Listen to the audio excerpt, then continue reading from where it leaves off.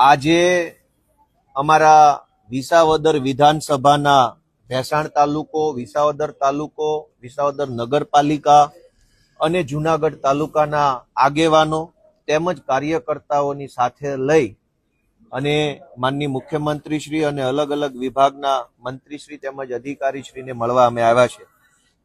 ફેબ્રુઆરી મહિનામાં ગુજરાતની સરકારનું બજેટ આવવાનું છે અને આ બજેટની અંદર અમારા વિસાવદર વિધાનસભા વિસ્તારના કેટલાક મહત્વના પ્રશ્નોનો સમાવેશ થાય એવી રજૂઆત અને વિનંતી કરવા માટે આજે આવ્યા હતા.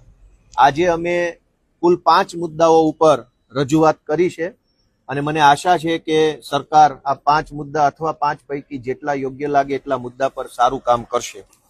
અમારો ભેસાણ તાલુકો છે એ ઔદ્યોગિક રીતે ખૂબ ધીમે ધીમે આગળ વધી રહ્યો છે. અમારા ભેસાણના વેપારીઓ, મહેનતુ, ઉદ્યોગ સાહસિકો ધીમે ધીમે ભેસાણને ઉદ્યોગની દિશામાં આગળ લઈ જઈ રહ્યા છે. ખેત ઓજારો બનાવવા, ઓઇલ મિલો, ચપ્પલ બનાવવાના કારખાના, સ્ટીલ મેન્યુફેક્ચરિંગ, ફૂડ પ્રોસેસિંગ, કાજુ પ્રોસેસિંગ યુનિટ, અમારા ભેસાણમાં ખૂબ એવા બધા કારખાનાઓ આવ્યા છે, પરંતુ એક જીઆઈડીસી નથી. આજે મેં માનનીય મુખ્યમંત્રીશ્રી, માનનીય ઉદ્યોગ મંત્રીશ્રી અને માનનીય નાણામંત્રીશ્રી ત્રણેયને રજૂઆત કરી છે કે અમારા ભેસાણમાં એક જીઆઈડીસીની જો સ્થાપના કરવામાં આવે તો વેપારીઓને ઇન્ફ્રાસ્ટ્રક્ચર, સરકારની સબસિડી, લોન, બીજી ત્રીજી પરમિશનોની બાબતમાં ખૂબ ફાયદો થાય તેમ છે. આ સિવાય અમારો વિસાવદર તાલુકો ખૂબ મોટો છે.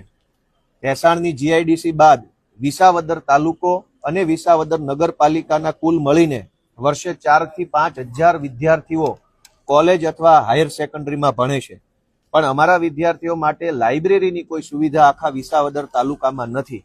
એટલે આજે મેં સરકારને વિનંતી કરી છે કે જે બજેટ આવે છે એમાં અમારા વિસાવદર માટે એક સારી આલિશાન લાઇબ્રેરીની જો મંજૂરી આપવામાં આવે તો અમારા વિસાવદરના વિદ્યાર્થીઓને આગળ વધવામાં ખૂબ મદદરૂપ બની શકે તેમ